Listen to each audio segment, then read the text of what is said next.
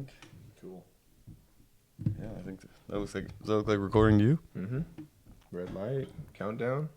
Yeah. Right. Heck yeah. I think that's good to go. And then you just do like a whistle or a clap to get to sync them. You gotta be loud. Oh, Like one that. of those action. Gotcha. Yeah, exactly.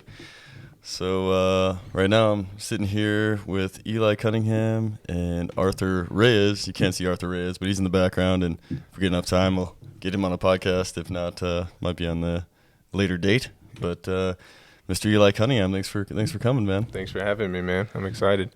Yeah, appreciate you. Yeah. So I guess a little background. You grew up in Southern California, and you came out to Montana to start your fire career with the Forest Service. Yep. Yeah. Grew up in Woodlake, California, like an hour inland from Fresno and Bakersfield. Moved out here with my nephew Arthur.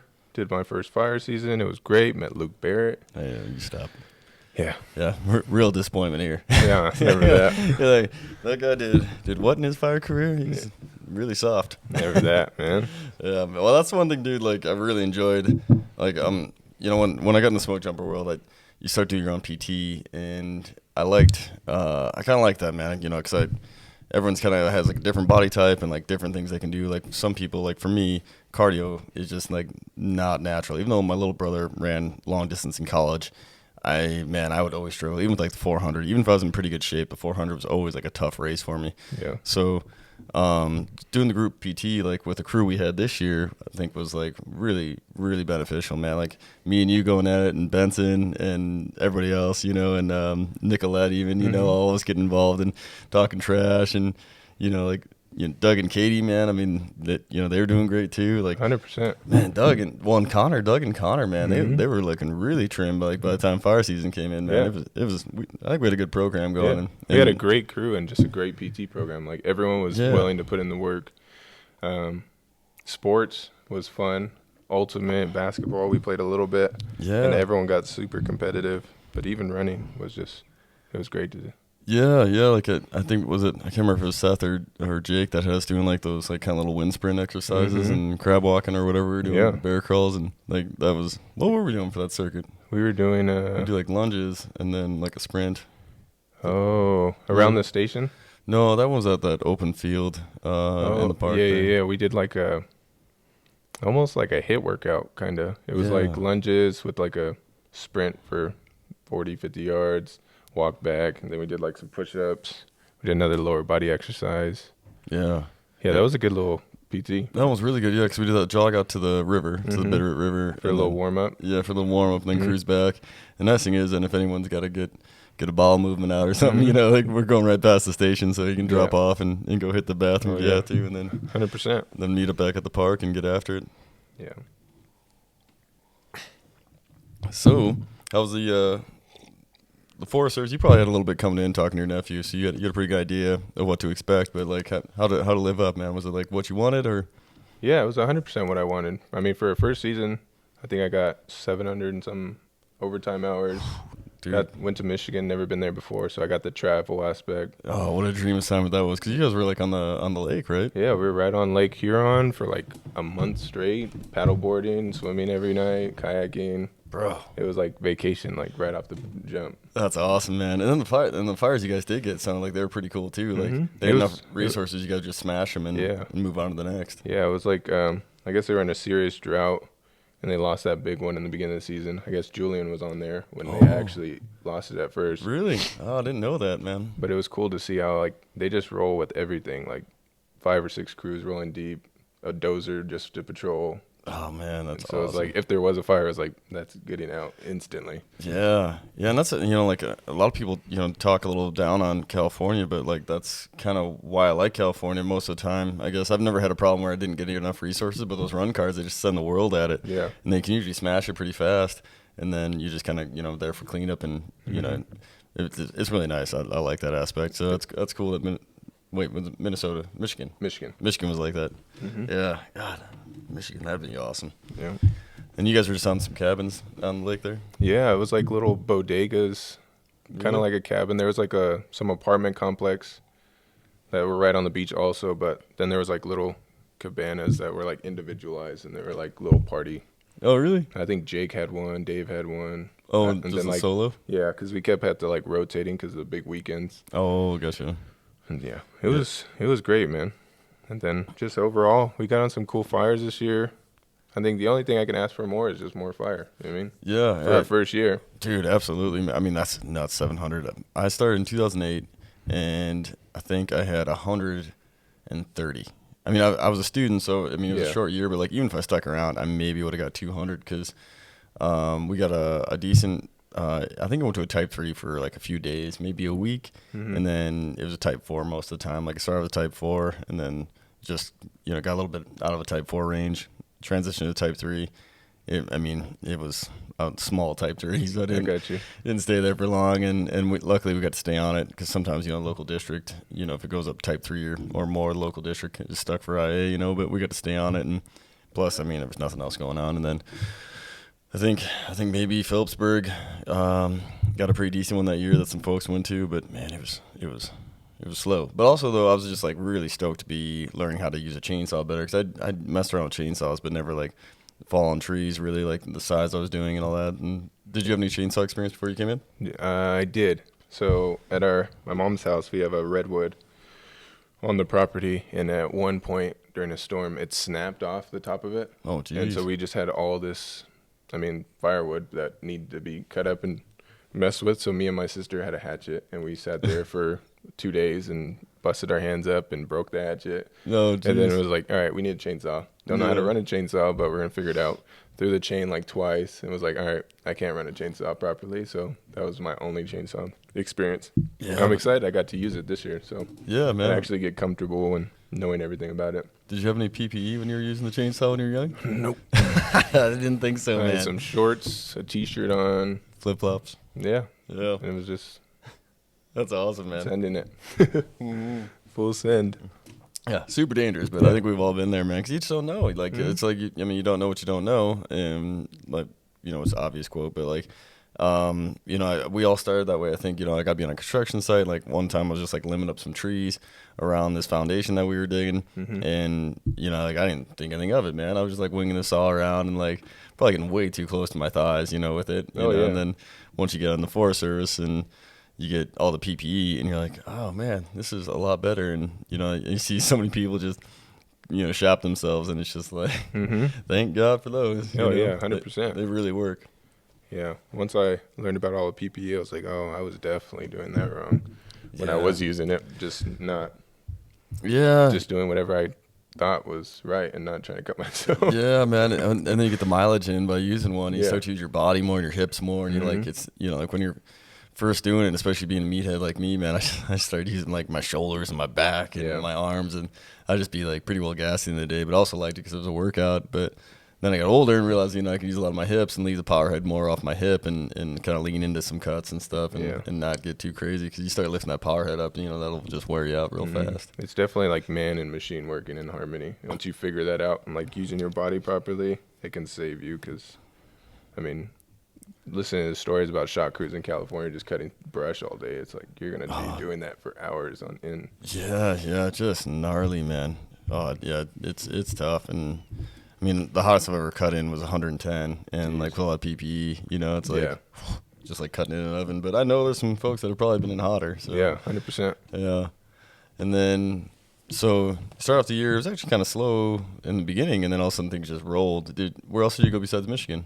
So I went to Michigan, came back, went to the West Fork for a couple days. Oh, beautiful country there. Yeah, it was super pretty.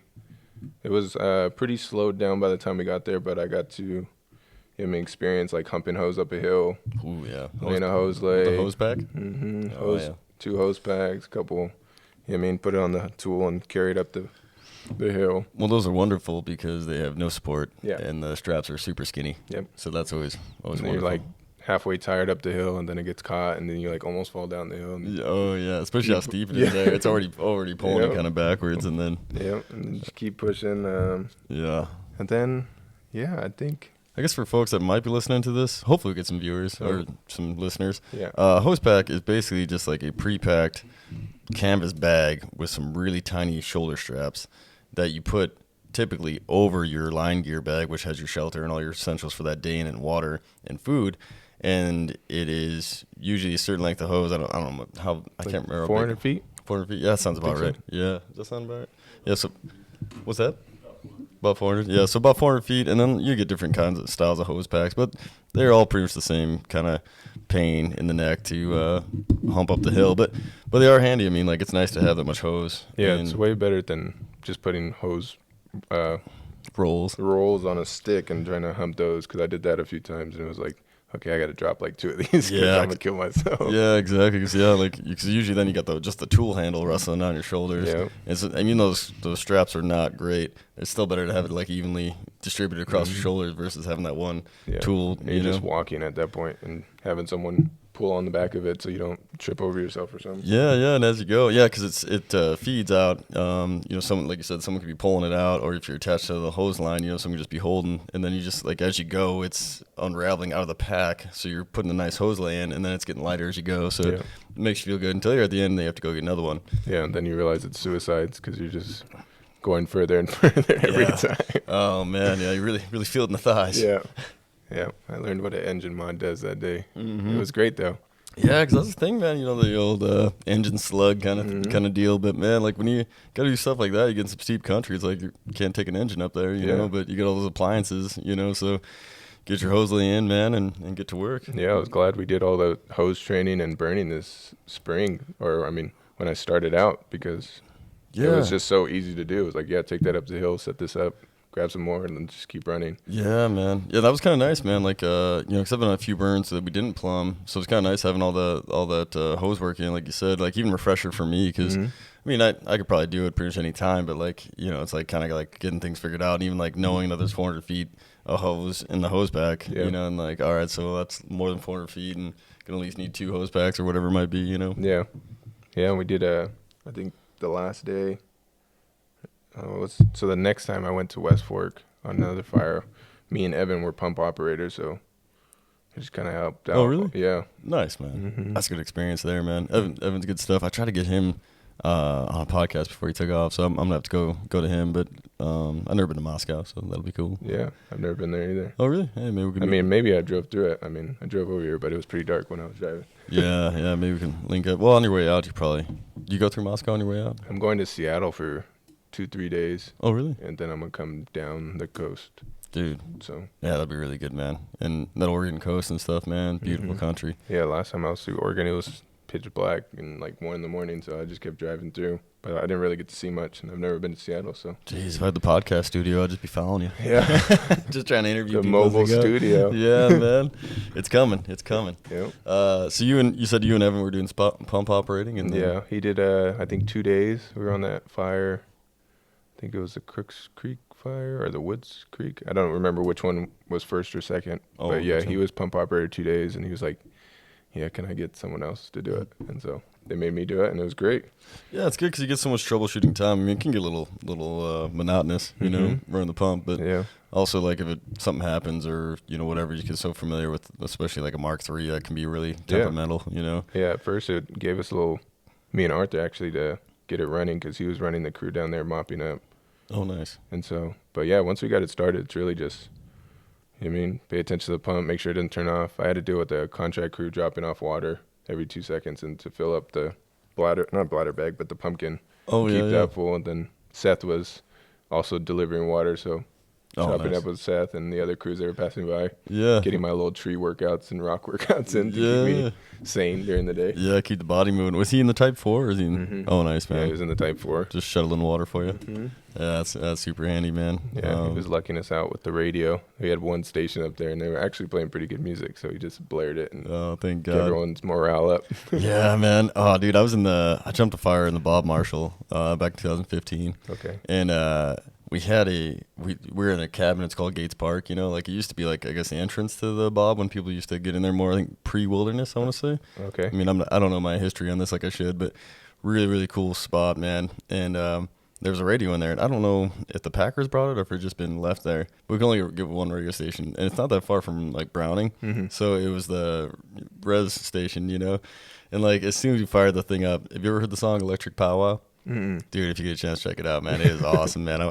It is a great song. It gets you pumped. And Yeah. I can't remember the first time I ever heard it. I think it was in high school. I mean, it's been around for a minute, and I think it was in high school. Maybe it was after, but one of the native basketball teams would come off, man. I can't remember if it was like Lodgegrass or who it was would come out to that, dude, and they'd have some headdresses on and stuff, man. Oh, And the that's drums sick. in that song. Oh, dude, it is so cool, man. Like, That's sick. yeah, I think they were playing us, man. I was like wanting to root for them just from Yeah. their intro, man. I was like, jeez. It'd be like that sometimes. I remember in college games, it was like you go to a away game and they're just, I mean, cheerleaders, band, crowd, videos, fireworks. It was like, yo, I'm going for this team. Oh, dude. For I mean, I hope we sure, win, man. but like, if we could do that, that'd be sick. Oh, dude, absolutely, man. Yeah, dude, it was so awesome, man. And like they would just blare it too, you know, and get everybody in the gym pumped up. That's what was so nice about it too. Is like, you know, like you may be going for, you know, they may be going against you, but it still gets like the energy in the gym going, man. It makes for a really good game no matter Yeah, what. 100%. You know? The atmosphere. Yeah. So, but it was super cool, man. Because it was kind of like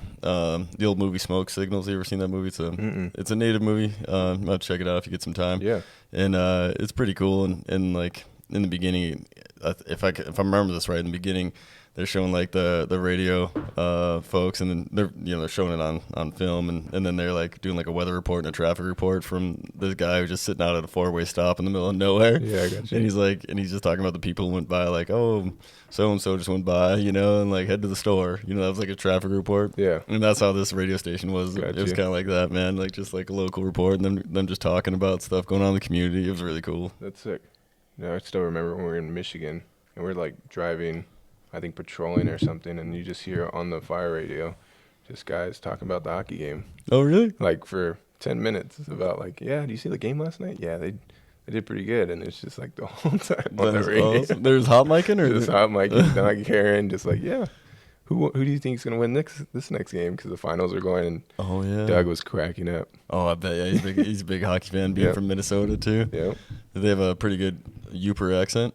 It wasn't that bad. I mean, we weren't really up in, Upper Peninsula Mhm. like area. Yeah. but Where were you guys at? Like more. we were right on Lake Huron. I don't know exactly Oh. location wise where. That's kind of like northeast, Yeah. east, somewhere in there. I don't know my That was my first time in Michigan. geography. Yeah. Well, Yeah. I should know better.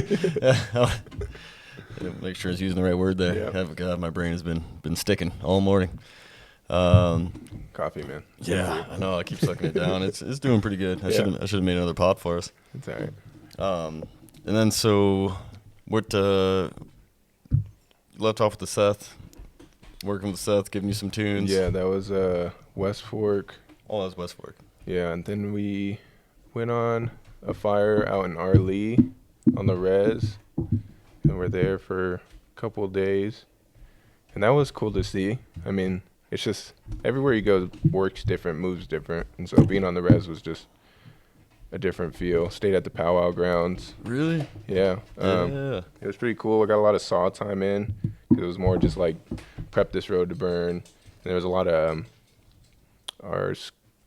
our lead was from Oklahoma, and they just Chuck-a-luck, good old Chuck-a-luck, thick accent, and he was just balls to the wall. Yeah, we're gonna burn this like the first day, and it was like, Wait, Chuck-a-luck, that was his name? yeah, that was his last name. So when you hear Chuck-a-luck on the radio, that's who you're Oh, talking to the whole time. I was that out is there awesome. with Levy and Nicolette. Who else was with us? What's this dog doing? We were with the 3 miles out there helping us out, and that was like the first time they actually got to experience that. I mean, we're working for more than a couple hours and sitting on our butts because they were there for months in, and we were just patrolling. Oh, like the volunteer 3 Yeah. miles there. Oh. And we finally got on a fire, and they were thinking, yeah, just shuttle water, and it was like, we did some structure protection, and then the next day it was just prepping for burn if we burn it, and just prepping houses, and then it was just prepping this road for, I think we did like 3 miles of just clearing Jeez. just chainsaw work. So it was great to experience it. Yeah, man, and a lot of the times, you know, not to say anything bad about the structure folks, it's just kind of what they do is they end up doing that structure protection, Mhm. you know, and in like neighborhoods and stuff, and they end up doing a lot of that water shelling. Mhm. So, you know, all of a sudden they're like getting more engaged in the wildland stuff. You know, it's Yeah. just a little different world. Yeah, definitely surprising because, I mean, I think the youngest guy we had was 30-something. Oh, really? Everyone else was like 40, 50. I mean, Rick worked in LA County fire structure for like Jeez. 35, 40 years, retired and came out here. And So he's probably got some wildland experience there. yeah, and he was just like, man, I can't be doing this. Yeah. Well, you forget too, Yeah. you know, like you get out there and you just start going ham, and you're Yeah. like, oh my god, I'm gonna puke. And, Yeah, I they need were some like, water. and that's exactly what they did. Like as soon as we got to work, they were working and we were moving as a team. Everything was getting done, but like a couple of days of that, I can see why they're like, we're too old to be doing this. Yeah, the wheels start to fall off, you know, because you're like, like you said, that first shift, man, like you're fresh, you're feeling good, but it's like a lot of muscle movement that you, especially as a retired person, you're not doing, you know. Yeah. I mean, how often you dig in line and carrying a bunch of heavy stuff Yeah, around, you know? exactly. Just grabbing, knocking down trees, grabbing brush, taking it across the road all day long. Oh man, yes, especially that, even that motion, man. Like Yeah. even if you got like light brush, that twisting, like throwing motion, you know, that'll get you. Yeah, on your feet all day, Yeah. bending over, picking stuff up all day long. I mean, you can have the strongest back in the world, you're gonna be sore tomorrow. Oh, absolutely, man. Yeah. Yeah, that'll get you. Yeah, that's the thing, man. Like with engines and structure and wildland, like things are pretty heavy. I mean, structure for sure has heavier, bigger hoses, but like even like wildland engine, you know, like just Type 6, man. There's still a lot of appliances and stuff to get moved around and Heck yeah. weight to be moved. There's a lot that goes into it. So where do you go from RLE? Arlie, we went to, where'd we go? It seems like it was just yesterday, but then you forget about it because you've just been doing it so often.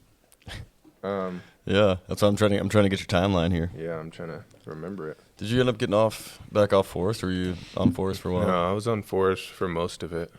I think once I came back from Michigan, all the fires were just kind of West Fork, Arlie. I went to Trails Creek, was my last fire. Oh, nice. I don't know if there was any in between there that I could think on top of my head. I mean, besides the little like campfires or smoke reports Yeah. from up Ambrose or Sweeney. Yeah, and on Steve Eye, you guys never really did get a decent sized fire, did you? This season, at least Not on IA. Yeah, that's what I was thinking. I couldn't remember anything. There was that one weird one up Scalcahoe. Were you on that one? Yeah, I was up Scalco, the complex, 1 through Scalcahoe 8. complex. Yeah, I know they kept coming in. I was in dispatch. And I was like, "What?" You know, and then then we got the story. You know, that guy was like, "My friend was lost," and he's all like disgruntled. Yeah, and it's that like, was just like a weird turn of events. Some guy was like, "Yeah, I lost my buddy," so I just started a bunch of fires. Started a fire, and it was just like a small little campfire on the side of the road. Which is fine if that's all you're gonna do, but Yeah. what he did next was not fine. Yeah, he just like kept walking, like every 20 feet, just another fire, another fire, another fire. But I was like, if you're really gonna start a fire so your buddy can see this, at least a smoke signal, like there was so much other stuff you could have burned that really would have like blew up. Yeah, you could have like had like just one bigger fire, you know, that is getting off a little more light and smoke, like you said, instead of like doing a string of fires down the side of the road. Yeah. And especially when at that time we were in like extreme fire danger. I think that's why I was so like, because we were expecting just a little one fire, That's what but we we thought, forgot too. it was a red flag warning like midway through. And then we got up there and it was like, why is everyone going crazy on the radio? People were calling us left and right. I think Julian had maybe 30 calls by the time we got up there. I was like, geez, what is going on? Yeah, because it was a red flag warning that day for high winds. Because also, I mean, that was just a crazy day. Because that dude who was like not being very cooperative with the Forest Service, and then he cut that tree down. Did you know about that? Oh yeah. So we got up there, like we were going up, and some hunters stopped us and were like, yeah. He kind of like explained what was going on. We get up there, and Darby was coming up there too because they ordered a helicopter for us. And 7 of the fires were actually in the Darby district because it was right on the border. We just had that like one on the corner, and then as soon as you turned right, it was all in Darby. Yep. Like I guess right after we got up there, someone dropped a tree across the road and like just slick cut it and just left it there. And Darby was like, "Did you see that?" And we're like, "No." Yeah, and they called it into us because they were like, "Hey, was this tree down before?" We're like, "No." And then and I actually was on the phone with them, and then they were asking for an LEO, and we sent our LEO up there, and that was a weird day, man. Yeah, a guy came up right before that. Like when we got up there, we parked. We were like getting out, trying to see if we could find another fire, and some guy came up real quick, turned around instantly, and then like right after that, Darby was talking about the tree. Then some other guys came up and they were hunting grouse. Yeah, it was just a weird day. I think one of his fires was like 5 feet from his truck. Really? Yeah, and there was like a motorcycle out there. It was just He seemed like he might have been under the influence or something. I mean, I'm just assuming here, but just by the way his actions were. And it didn't really make sense. And then they found a guy towards the end of the day that was like way on the other side. So like right before you go up Willow or Butterfly, that little creek, he was down there. So I was like, how the heck did you make it from over here all the way down there? But he was so dazed and confused. We think it was the lost guy that they found and not the extra guy that was setting fires, because it didn't make any sense. You started a bunch of fires going this way and you ended up miles down on the other side. I don't know how people can even get turned around in the Sapphires, man. You know, like that was. I don't get it. Yeah, for anyone listening, there's a Sapphire mountain range, and like it's not very big. It's not very, like, the mountains aren't very tall. You can see most of the towns in the valley from up on top of the Sapphires, especially when he got lost. I think it was in the evening, so you can see the light. Like it's just not a very deep range either, you know. Like Rock Creek's right on the other side, so that's really strange, man. And then the other LEO coming up for backup, I think, was the first one to like get in contact with the guy who was lighting the fires, and I guess he was just like not being cooperative. He's like, man, we're trying to get the story here, man. Like right now you're not in trouble, but you're going to be if you keep, you know, like acting up. Like we're trying to figure out where you're coming from and like why you're doing what you're doing. Yeah. And, you know, and the behavior was like not cooperative and not relaxed. Like he seemed like he's endangering firefighters more. And that was like, you know, in Hamilton, like dispatch and from the top down, man, because, you know, everyone's in there listening to the traffic and it's like, what in the world, you know? So that gets pretty frustrating. Yeah, I bet, like, being there and seeing everything was very confusing, so I couldn't imagine being in dispatch and just listening and hearing everything. It's like, this doesn't make any sense. Yeah, exactly. And, like, you know, safety is, like, the number one concern of everybody in the wildland world and fire in general, you know? Like, doesn't matter who you work for in fire structure or wildland, you know? Like, so when safety is getting, like, hampered or is getting, what's a good word for that? Getting threatened, yeah. If your safety's getting threatened by outside sources, as in like another human, you know, that's not in the wildland world or in any kind of services agencies, like it's super frustrating because like it's already an inherently dangerous job, all fire, and then you know you got something like that going on, so it gets everybody else, you know, a little bit prickly, you know. Where else did I go? I went to... that same day we lost some hunters that got cut off by the... what was the one over by... was it Woods Creek? I think it was Woods Creek. It came on to us. I think that day it came on to us because of the wind event. So it cut those guys off from their camp. They were in Idaho, and I don't know if they quite made it to Montana because part of the forest is in Idaho. Yeah.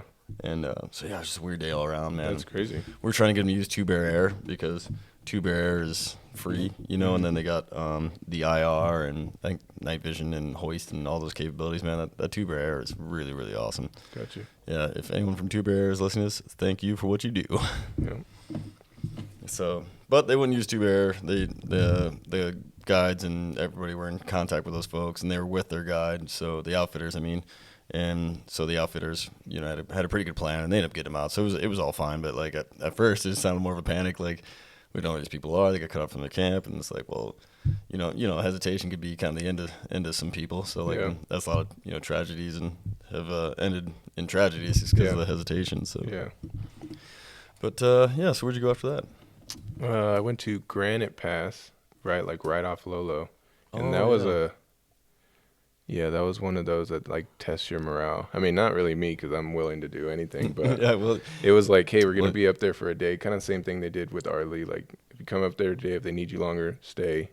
If we need you, we'll call you. Yeah, well, you always carry a song in your heart, too. Yeah. So, you're always in a good mood, man. It's hard to get you down. That's why I like working with you. Heck yeah. But what the deal? Is just, like, super slow or what? Yeah, so it was a transitioning into a Type 4 from a Type 3.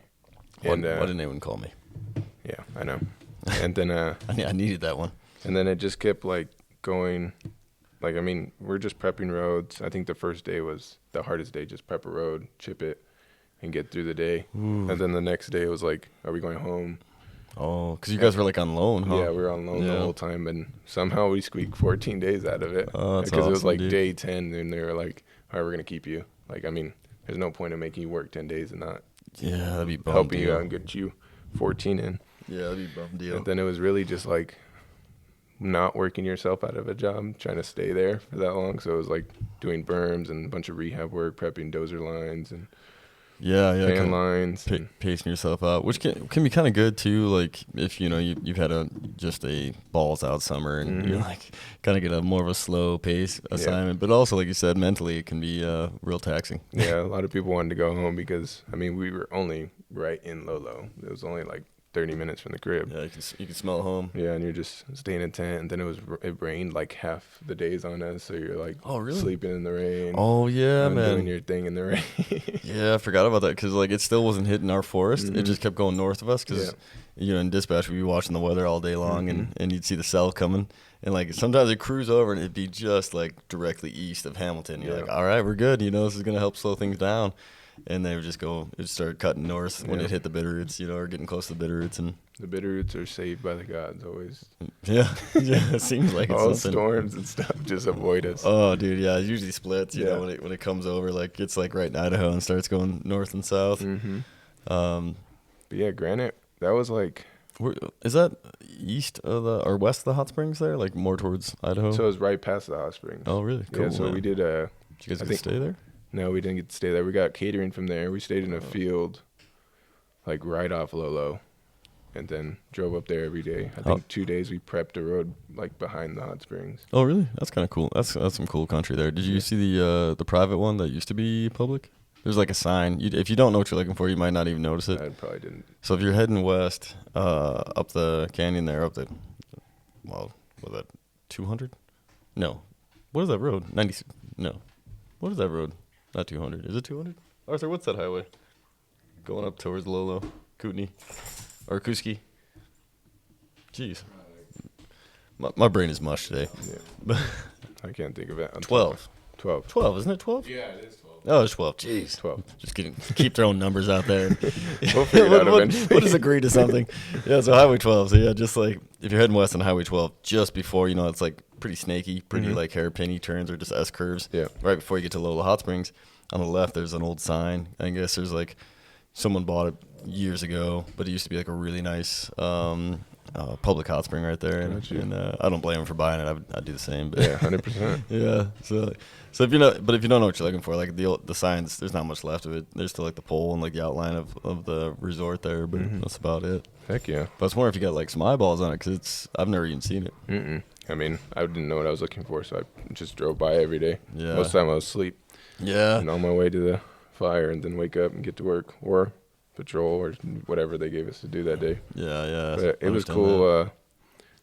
Every time I ran a saw, it was with a different person for the most part, and it was cool learning different things from different people. Oh, but that time there was like a couple days where we just sat there, and you got a squatty, and I think I had Connor, and everyone got paired up like old and new, and we just ran saws like days in, got to learn all of the different cuts. And dude, that's huge, man. Having that experience, it was great. Like I said, everyone's got a little different thing, man. Like one of my friends, Zonner, when I was cutting with him, actually I got to jump my hometown of Whitehall, and we were putting some saw line to this mountain mahogany stuff, and it's kind of similar.